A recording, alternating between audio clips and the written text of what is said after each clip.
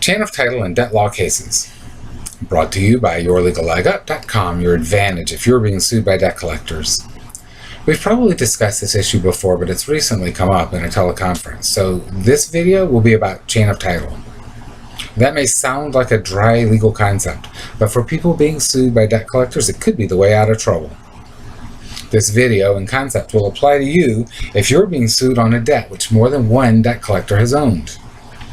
It's worth listening to if you have some debts out there that have been out there for a while that might apply.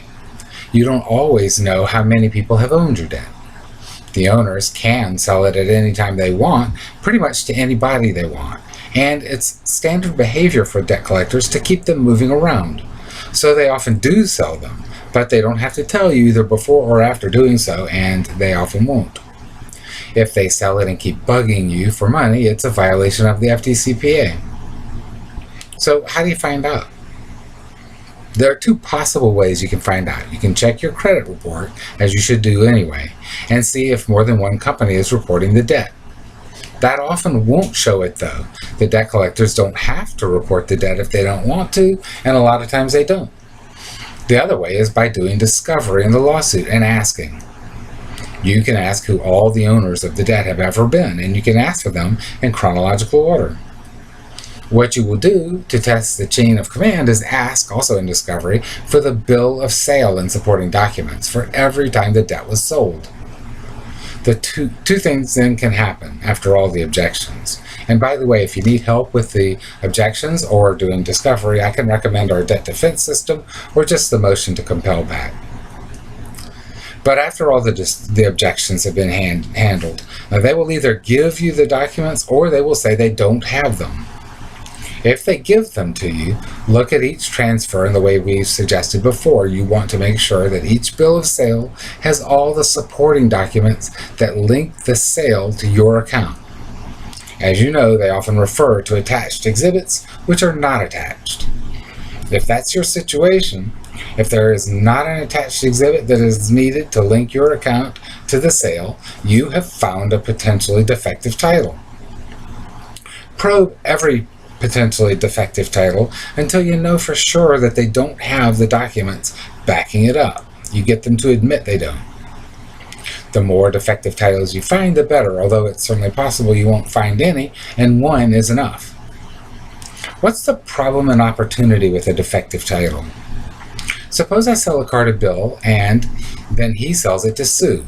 Then Sue wants to sell it to Jim.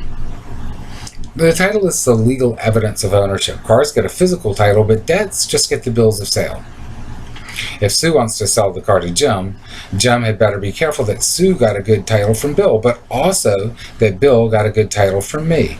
It looks like, and Bill had better have been careful for himself that he got a good title from me, because any break in the chain of title means that all the people who came later in the chain did not get a good title, and they can be suing each other for that. They didn't get real ownership when they bought the deal. So it looks like this. I sell the car to Bill, Bill sells it to Sue, and Sue sells it to Jim. That's an example of a good chain of title.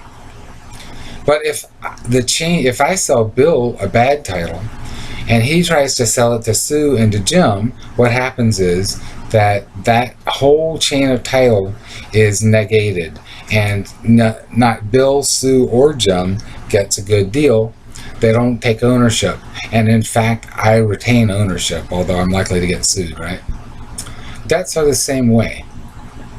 That companies are absolutely notorious for selling debts they don't own, or for trying to collect on debts that they no longer own. Defensively, if you get sued by a company that doesn't have real ownership and you lose, you could still owe money to the company that does own it. For our purposes, however, remember that the debt collector must show ownership of the debt. If you can show that they can't do that because they can't show a good chain of title, you should move to dismiss the case on that basis. If they can't show they own the debt, they have no business bugging you for money. Protect what's yours and don't let the debt collectors rip you off. Debt collection is a social justice issue. Take action to protect yourself from the debt collectors and help other people do the same thing. Please like this video, share it with anybody you think could use it, subscribe and comment, as all these things help other people find our materials. YourLegalLegUp.com.